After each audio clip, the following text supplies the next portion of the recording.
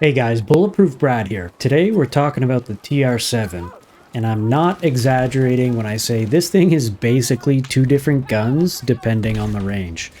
Up close, it's a 3-shot kill. Past that, it becomes a 4-shot kill at basically any other range, which is why it has the fastest TTK outside of 20 meters and the second fastest TTK inside 20 meters right now.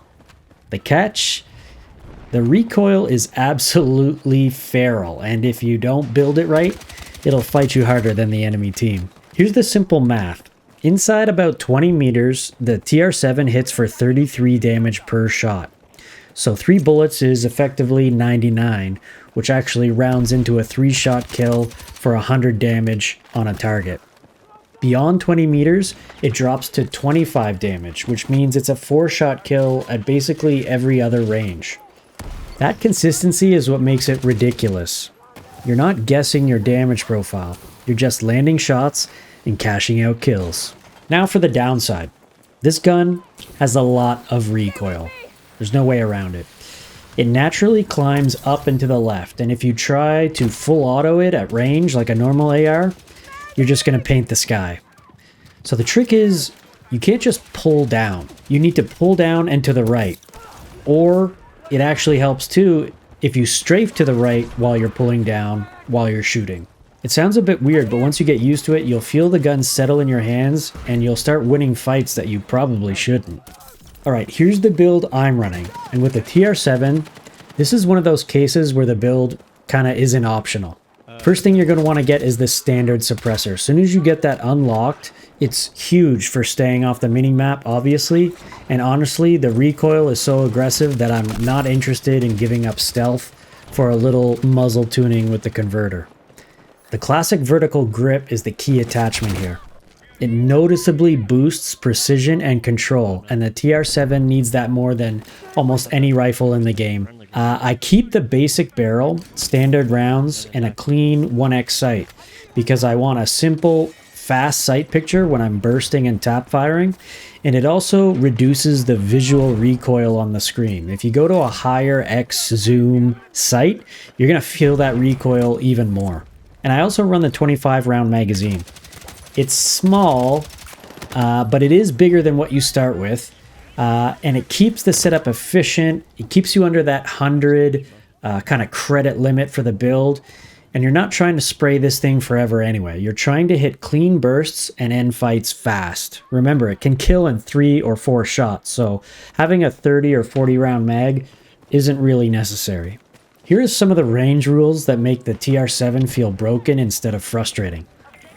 Inside 20 meters, you can stay pretty aggressive. It is a 3-shot gun and it melts. Beyond 30 meters, you're usually burst firing. Think short controlled bursts so the recoil doesn't climb off target.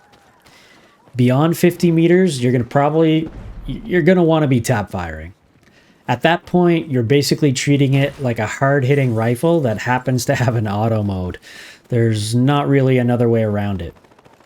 If you follow those rules, the TR-7 stays lethal at ranges where most people can't control it, and absolutely shreds at the closer ranges where it's a little easier to control. The TR-7 is best when the map gives you mixed engagements. Close fights around objectives, then mid lanes between flags, and the occasional long-range pick. If you're on a pure close quarters meat grinder, you should definitely use it. This thing will melt almost any gun in the game except for maybe the SCW at close range or a shotgun or something like that. Where the gun really shines is in that 0 to 50 meter fight, because that's where the 3-shot and the 4-shot kill just overpowers almost every other gun, and the recoil isn't gonna bother you too much. So yeah, the TR-7 is an absolute monster.